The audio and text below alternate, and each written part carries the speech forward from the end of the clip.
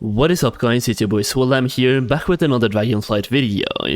Today we're covering the launch of Dragonflight itself, and I'm doing a different spin on this than many others probably would, where they would tell you exactly what to do and when to do it, but I have the philosophy that what you should do is very much dependent on your playstyle, and rather I want to focus on giving you all the information that you need to know about for the expansion launch itself. Before we get into the video, I also want to say that I will be uploading a complete Dragonflight Gold Guide video a couple of days into the launch of the expansion, covering several gold making strategies that I will use to make millions of gold in the expansion itself, and this video will be accessible for subscribers of the channel for a week before it goes live to the public, so all you need to do to get access to that video before it goes public is click that subscribe button down below.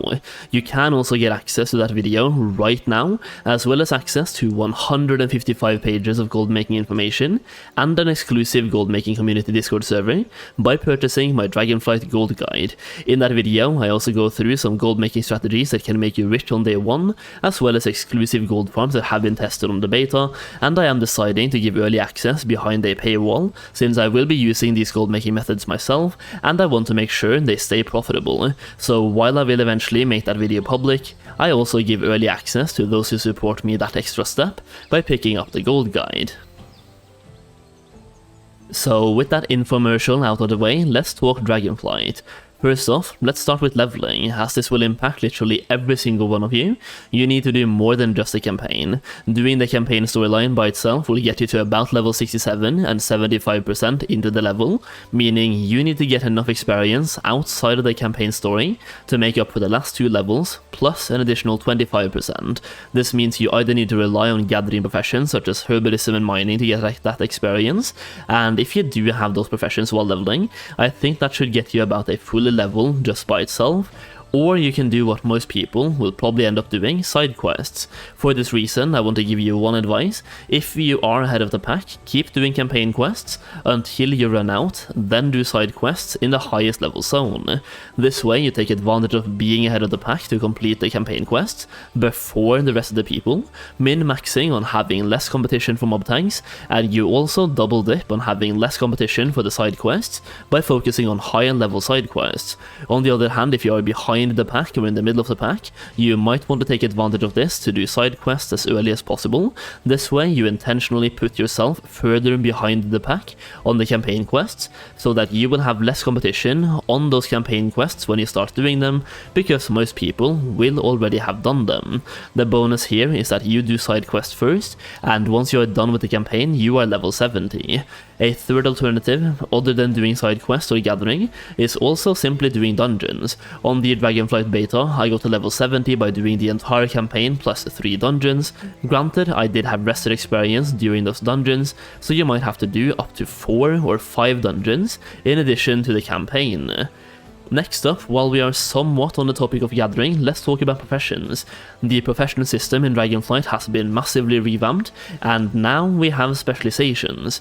This means that you can dive deeper into your professions, choosing exactly how you want to play your profession, and one example here is that by going into, for example, archiving and inscription, you learn how to craft darkmoon cards, while by going into a different specialization, you learn how to proc more pigments while milling, and proc more inks while crafting inks.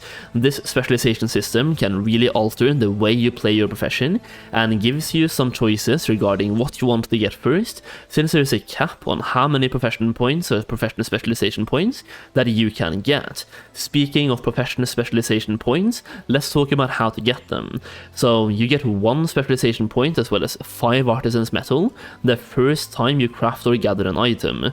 Through herbalism or skinning or even mining, this is the first time you gather a new object, which also counts as a Titan Touch flower or a molten mining node, for example. And for crafting, this is obtained the first time you craft any new item that you have not previously crafted. This means there is an overall cap on how many profession points that you can obtain this way, because you can only do the things once so many times, or you can only do every single thing once. Through gathering, you can also obtain up to 6 more items per week, which gives you 6 more specialization points in total, and you can also obtain node-specific items that give you specialization points. Overall, this gives you a weekly cap on how many specialization points you can get as well.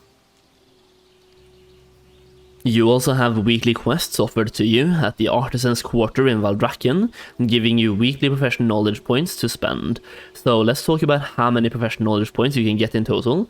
So for one-time sources, we have the first time you craft an item, you also have one-time quests, and you have one-time professional treasures. For repeatable sources, we have inscription books and treatises, crafted through inscription. This gives you 1 point per week. We also have draconic shards of knowledge. You get 3 of these per week. You can hand them in for 3 to 9 points in total, giving you 1 to 3 points each. So this is also 3 to 9 points per week.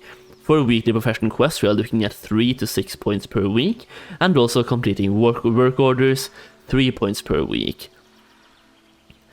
On top of this, you can also trade Artisan's Metal for additional knowledge points. So the first time you do this, you will exchange 100 Artisan's Metal for 15 points.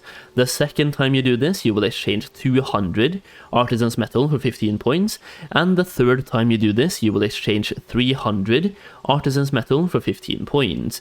You can also get 10 Dragon Shards of Knowledge from fulfilling 100 crafting orders from the achievement itself, and turning these in will give you 10 to 30 knowledge points, as well as 250 Artisan's Metal, at a conversion rate of 25 Artisan's Metal, and 1 to 3 professional knowledge points per Dragon Shard hand-in. Another new system in this expansion is the renown system being tied to reputations now, which sounds way worse than it is, because a lot of people have some negative stigma related to the word renown due to it gatekeeping things previously, but this time around it's really just a way for you to get more rewards, and more frequent rewards as well from your reputations.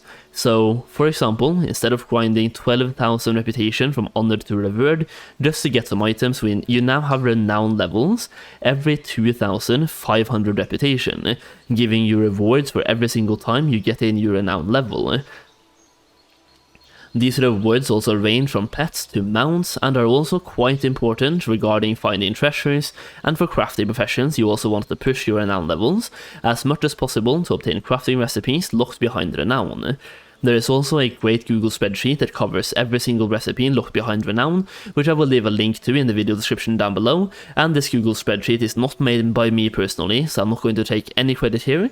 I am just resharing a really valuable Dragonflight resource, so here you go, the link is down below in the video description, and make sure to make your own copy of the spreadsheet before using it. Now, while we're on the topic of professions, it is also worth mentioning the crafting order system, which really quickly explained means that you can order other people to craft things for you, provided you bring the materials. And the good thing here is that you can obtain bound on pickup items from other professions, so you don't actually need to be a blacksmith to get the BOP items from blacksmithing. And if you want a full, longer breakdown on the crafting order system, I have an entire video talking about it. It is also worth talking about the dragon riding system super quickly in this video, as this is a major system coming out in Dragonflight, and it's how you will navigate your way through the skies of the Dragon Isles. Now, as you get access to dragon riding in the beginning, this will feel terrible. You can only stay in the air for a very short burst of time, and it feels like a downgraded version of flying. That being said, once you get more skills in dragon riding, it feels absolutely wonderful, and you get more skills in dragon riding by finding dragon glyphs located in the air of the Dragon Isles in various locations, and there's about 12 glyphs in each zone, or 48 in total. I do have a full video showing the location of every single dragon glyph in the game, and there's also a handy notes extension in-game to give you the locations. And that is basically what you need to know about the expansion itself, at least for now, regarding the launch itself, and this video was obviously not made for the raiding or PvP side of the game. It is just a general video covering some of the general facts that I think every player should know about, regardless of their playstyle. Hopefully you enjoyed the video, and if you did, make sure to give it a thumbs up for the YouTube algorithm, and subscribe to the channel so you don't miss out on future videos, especially in those subscriber videos which you get early access to as a subscriber. And that is it for now. Thank you very much for watching, and I'll see you again very soon.